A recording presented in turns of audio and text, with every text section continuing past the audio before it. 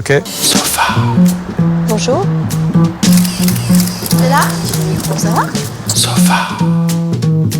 Voilà le fameux sofa. Maquillage. Avec plaisir, c'est où? On se tutoie dans l'émission, c'est bon? Ça va mieux depuis la dernière fois, tout ça, on se dit. Voilà. Je te suis? On va passer par là. Bienvenue sur le sofa. J'ai pas les pieds sur le fauteuil. Tu t'installes comme tu veux. Hein. Sofa. Bonjour Hélène. Bonjour. Je suis ravi de t'accueillir sur ce sofa. On va se tutoyer parce qu'on On se connaît un petit peu. se connaît un peu. Donc, du Péril jeune jusqu'à Sommeil blanc, ton nouveau film. Tu as fait en tout une quarantaine de films. Des comédies, des films d'auteur, des films gore. Bref, tu es une actrice ouverte à tous les genres de cinéma. Est-ce que justement cet éclectisme, le fait d'être là où on ne t'attend pas, c'est ta manière de fonctionner ? C'est ce que je suis, en fait, je prévois rien du tout. Je vais là où j'ai des coups de cœur ou des personnes que j'ai envie de rencontrer. Donc il se trouve que oui, je peux passer d'un film comme Mortel Transfert de Benex ou Va savoir de Rivette en passant par Le Raid de Jamel Ben Salah. Enfin voilà, je m'amuse avec différents genres. Je pense pas que ça marche les plans de carrière en fait. Ça marche pas comme ça dans ce métier. On sait jamais comment les choses vont se passer. Je vais plutôt là où voilà, j'ai des coups de cœur, des envies. Enfin, je suis assez spontanée, je pense, et c'est comme ça que je travaille.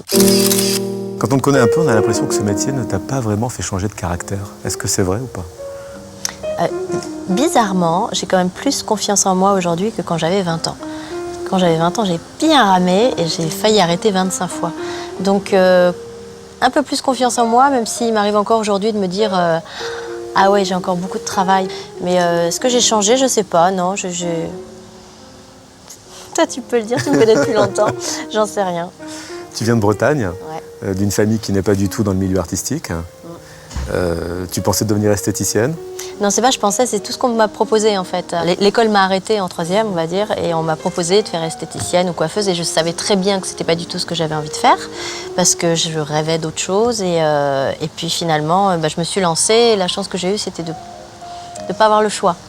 Voilà, c'est-à-dire que pour faire bouillir la marmite, comme on dit, enfin, j'ai commencé à 16 ans à travailler, et puis à vivre toute seule, et puis à devoir payer un loyer, et donc j'avais pas beaucoup d'orgueil. Ça aide dans ce métier. Quand on se fait jeter de revenir 20 fois, ça peut marcher au bout d'un moment. Et puis d'y aller, quoi. C'est pas grave, on passe des essais, on nous rappelle jamais, c'est pas grave, on est toujours content. Et voilà, quoi. Tu te souviens de ton arrivée à Paris ? J'ai suivi ma mère qui est venue à Paris quand j'avais 14 ans. Elle est repartie quand j'en avais 19. Moi, je suis allée à New York toute seule. Et après, quand je suis revenue à Paris toute seule, ouais, j'ai pris un petit studio, j'étais serveuse pour payer ça, j'ai vraiment démarré, mais je ne sais pas comment ma mère a eu autant confiance. Et moi, je sais que j'ai une petite fille, je serais terrorisée, quoi. Et elle a laissé faire. C'est son côté baba cool, c'est quoi ? Ouais, mais je crois qu'il y a une génération aussi où ils se posaient moins de questions avec les enfants. On n'allait pas chez les psys à tout va. Ça pousse comme ça, on verra bien ce que ça donne. Je pense qu'ils se posaient beaucoup moins de questions. Mais c'est vrai que moi, je crois que je suis allée à New York quand même.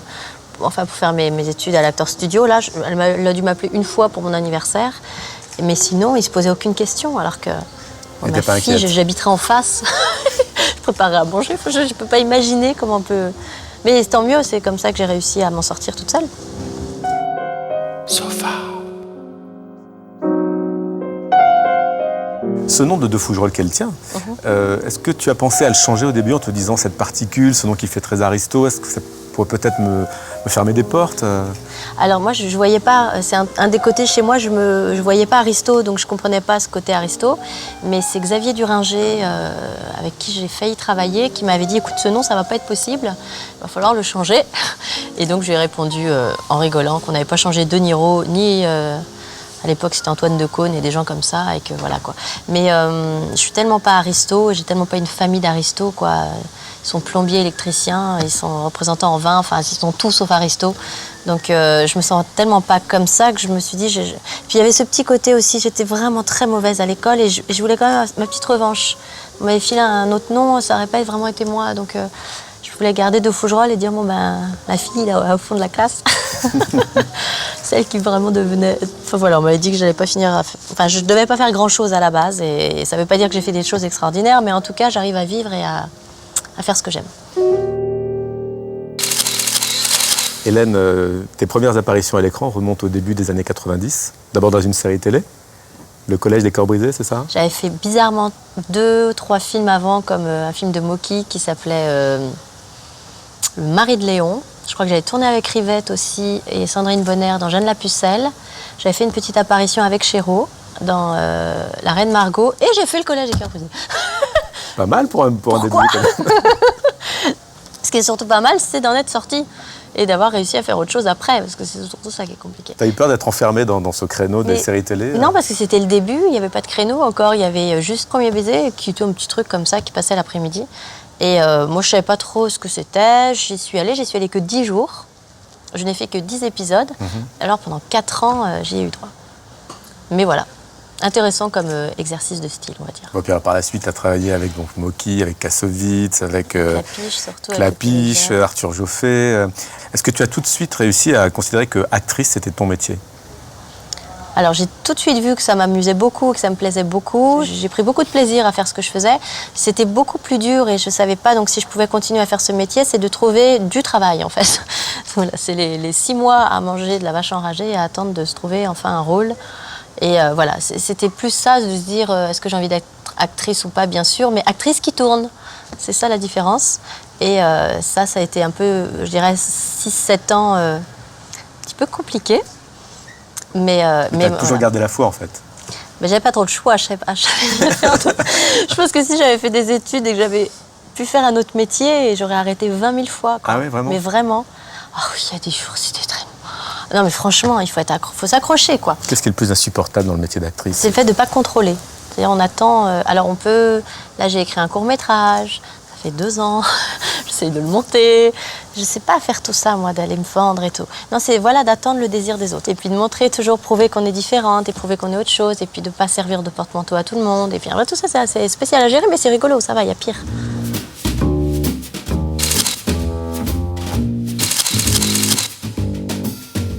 Je le disais tout à l'heure, tu as fait une 40aine de films. Certains ont été des succès, mais il n'y a jamais eu de gros succès. Est-ce que tu crois que ça t'a empêché d'obtenir certains rôles et d'être sur certains gros projets, par exemple? J'ai l'impression qu'Isabelle Huppert, avant 30-35 ans, elle a fait plein de trucs. C'était pas l'actrice. Et aujourd'hui, ben voilà, c'est une actrice... on ne peut pas s'en passer, elle fait des choses exceptionnelles. Donc je préfère, ça m'arrange peut-être de dire ça, mais je préfère cette carrière-là que de faire un truc énorme à 20 ans et après de ramer pour essayer d'arriver à ce niveau-là. J'ai l'impression qu'il y a, dans une carrière, il y a un film extraordinaire à faire. Et j'aimerais bien que ça m'arrive avant 50 ans. Le film qui... Et c'est bête, mais c'est plutôt par rapport à ma fille. J'ai un peu peur que ma fille me fasse... T'as été actrice? C'est quoi comme film? T'as fait quoi? Mais si, j'ai fait Le Péril Jeune. Mais mais je te jure, c'était vachement bien. Donc j'ai un peu peur du côté... Mais enfin, maman, quoi. Voilà, j'aimerais bien faire un film ou avoir mon Amélie Poulain ou le truc qui fasse OK, ça je l'ai fait, c'est sublime. J'ai au moins participé à ma façon au cinéma français. Ou voilà, ça je peux en être fière. Aujourd'hui, on parle beaucoup des acteurs bankable. Qu'est-ce que tu associes à ce mot de bankable? J'associe que c'est souvent, 10 ans après, beaucoup plus difficile. Enfin non, c'est atroce de voir certains comédiens qui sont au top et franchement 3 ans après, mais on veut même plus d'eux sur les projets. Donc quelque part, j'ai l'impression que je préfère presque être à mon niveau de tranquillité. J'ai jamais été vraiment très haut, mais je suis jamais descendue trop bas non plus, quoi. Je suis toujours là, dans le coin. Je sais la chance que j'ai, je dis merci, je suis toujours à l'heure, je connais mon texte. Je fais attention à tout ça.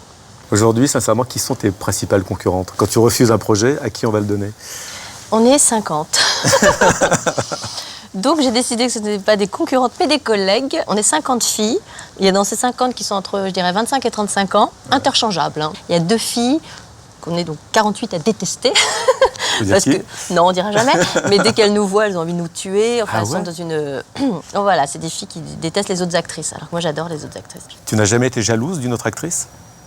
Non, je suis hyper contente. Là, je sais qu'il y a Cécile de France qui va aller faire le Clint Eastwood. Grâce à elle, on a tous passé les essais pour Ozon. Donc, génial. Et on se dit, mais tant mieux, mais c'est canon. Ou Marion, c'est extraordinaire. En plus, Marion est une fille extraordinaire. Vraiment. Mais oui. Voilà, donc ce qui lui arrive, mais c'est extraordinaire et c'est génial. Et elle... Donc, bonne copine, Hélène de Fougerolles. Franchement, ouais. Peut-être un peu bête parfois, mais pour l'instant, j'ai pas eu à me plaindre. Ça se passe comme ça et ça se passe bien. Sofa. Les cadeaux, c'est jamais vraiment gratuit. Et tout ça, c'est jamais vraiment gratuit. Donc, il faut savoir qu'est-ce qu'on a envie de donner en échange et est-ce qu'on va les accepter.